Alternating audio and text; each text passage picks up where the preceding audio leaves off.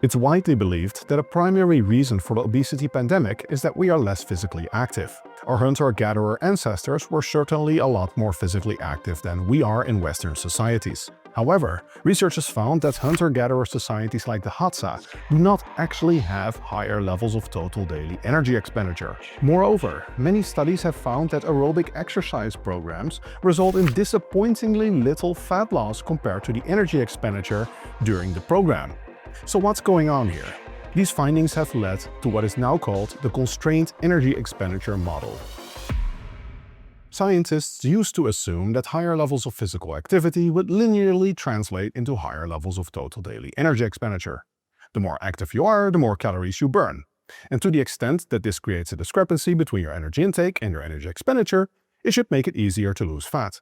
However, this does not seem to be the case. Research increasingly supports a constrained model of energy expenditure, in which high levels of physical activity also cause a compensatory decrease in other levels of energy expenditure, meaning that not all of the extra calories that you burn actually result in additional total daily energy expenditure. You might expend 500 calories on the treadmill, but your total daily energy expenditure might only go up 300 calories, because other energy expenditure, whether it's from your metabolic rate or from other non-exercise activity thermogenesis, decreases.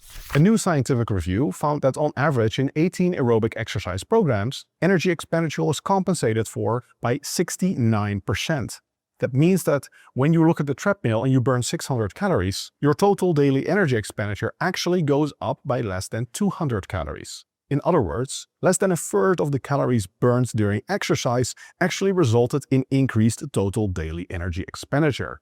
The remaining calories that you burn during exercise, in this case, were not actually additive to your total daily energy expenditure.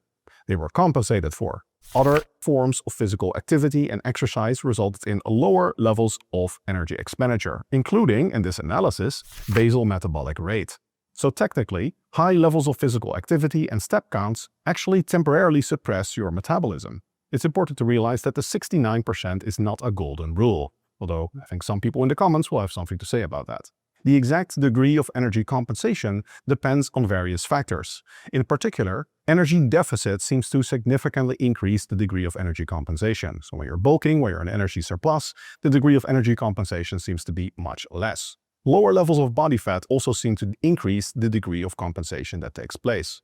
These scientific findings align surprisingly well with the experience of many bodybuilders. Bodybuilding contest prep is a scenario in which energy compensation is theoretically predicted to be the most extreme.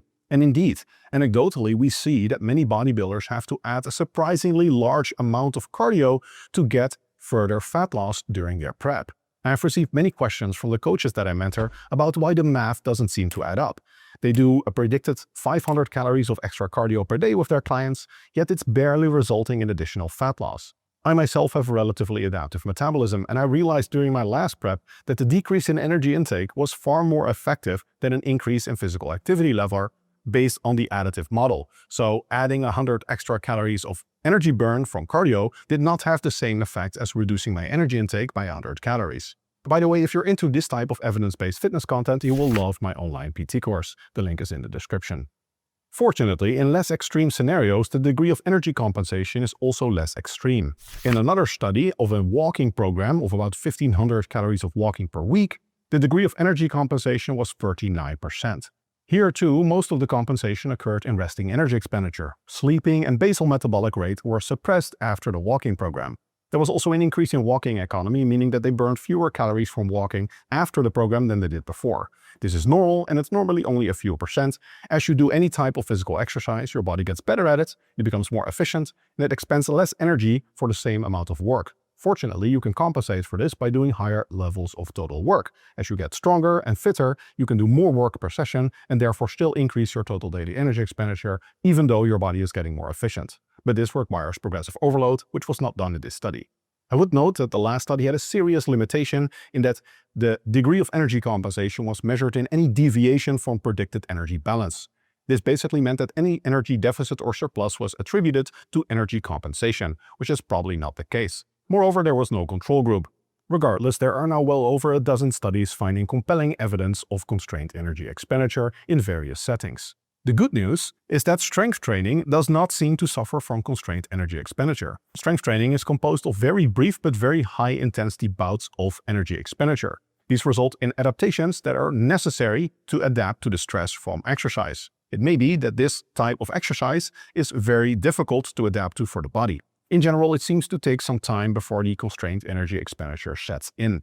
It's not like when you just walk more for one day and immediately your resting energy expenditure drops. The metabolic adaptations seem to occur mostly over the span of weeks. Other than just being depressing, the knowledge that energy expenditure is constrained has useful practical applications that we can use to our advantage. First and foremost, lifting weights is underrated for fat loss. Lifting weights does not seem to suffer from constrained energy expenditure, which is a big advantage compared to aerobic exercise for increasing your step count. This probably explains in part why strength training interventions typically result in equal fat loss or even better fat loss compared to aerobic exercise programs or cardio in most studies. With resistance training, you can generally assume that the total energy expenditure from exercise linearly increases your total daily energy expenditure. Other forms of energy expenditure are constrained. This is especially true if you're very lean, if you're in an energy deficit for a long period of time, and if you already have a very high activity level. While the exact degree of energy compensation seems to vary a lot per context and individual, a big take-home message from this video is that your diet is the #1 way to get leaner. It's very hard to out-train a bad diet. Abs are made in the kitchen, as the cliché goes. Nevertheless, I would stress that there are many other reasons to exercise, and exercise does typically increase your energy expenditure. The degree of compensation is rarely 100%. In fact, in many studies, it is also far below the 69% found in the new analysis. Higher levels of physical activity therefore generally do make it easier to lose fat. However, I would argue that you should optimize your training not for fat loss, but for health, performance, or muscle growth. So let your diet take care of the fat loss, lift weights, and don't trust that the calories shown in your Fitbit or your treadmill actually result in a net increase in total daily energy expenditure of the same amount. If you like this type of evidence-based content, click here to check out my PT course or here to continue watching some of my content.